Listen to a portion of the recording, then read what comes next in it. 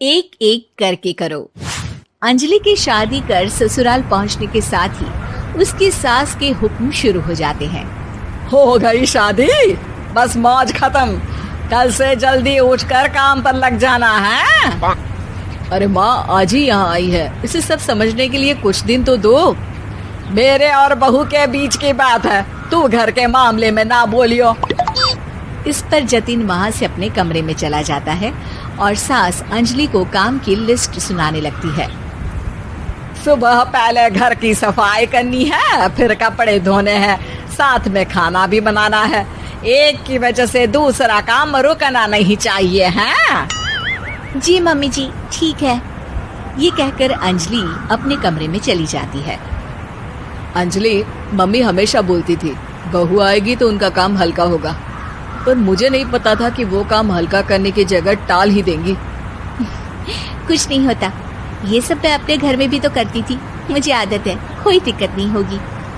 ठीक है, पर अगर कुछ हो तो बता देना। दोनों सो जाते हैं और अगली सुबह से अंजलि जल्दी उठ के सास के बताए कामों में जुट जाती है, जिसमें वो जैसे ही कपड़े धोने लगती है तो सास वहाँ आ जाती है।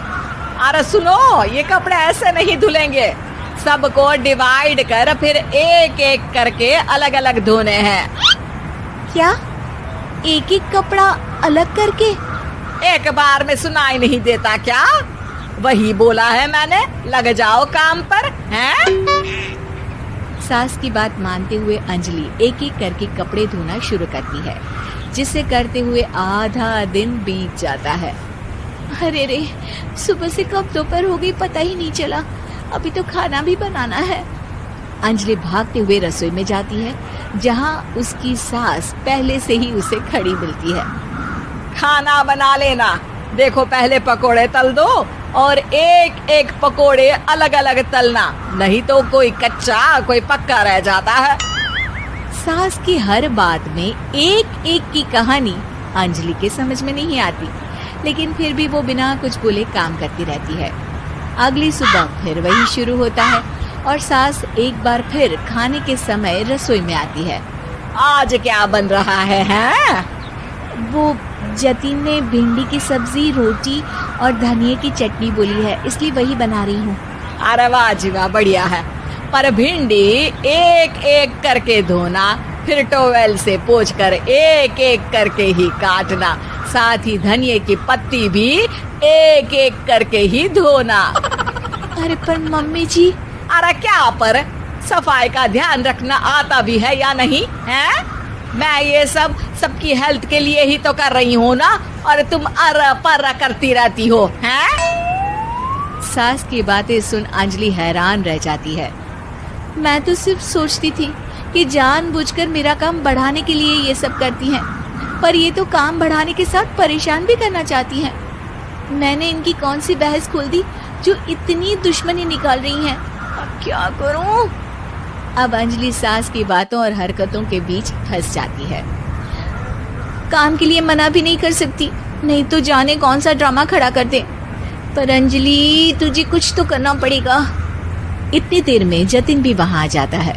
अरे कौन ड्रामा खड़ा कर रहा है और क्या करना पड़ेगा? जतिन की बात सुन अंजलि सोच में पड़ जाती है। इन्हें सच बताऊं या नहीं? पर अगर ये गुस्सा हो गए तो? वैसे भी अपनी माँ से बहुत प्यार करते हैं, फिर उनके खिलाफ कुछ सुन कैसे लेंगे? अंजलि ये सब सोच ही रही होती है कि जतिन फिर बोलता है। अरे क्या हुआ, कहाँ खो गई? अरे नहीं कुछ नहीं, वो मैं टीवी सीरियल के बारे में सोच रही थी। यहाँ और कौन ड्रामा करेगा? अरे तुम भी ना, चलो मैं चलता हूँ। इसके बाद कुछ दिनों तक अंजलि सास को सबक सिखाने के लिए अलग अलग प्लान सोचती रहती है, पर उसे सास के एक एक करके काम करवाने की आदत बंद करने का कोई तोड़ नहीं मिलता। अगर ऐसे ही चलता रहा तो कहीं मैं एक दिन अपने सिर के बालों को भी एक एक करके सुलझना ना शुरू कर दूं। पगली हो गई है क्या? अकेले में क्या बड़बड़ किए जा रही हो? वैसे आज खाने में क्या है? आलू की सब्जी।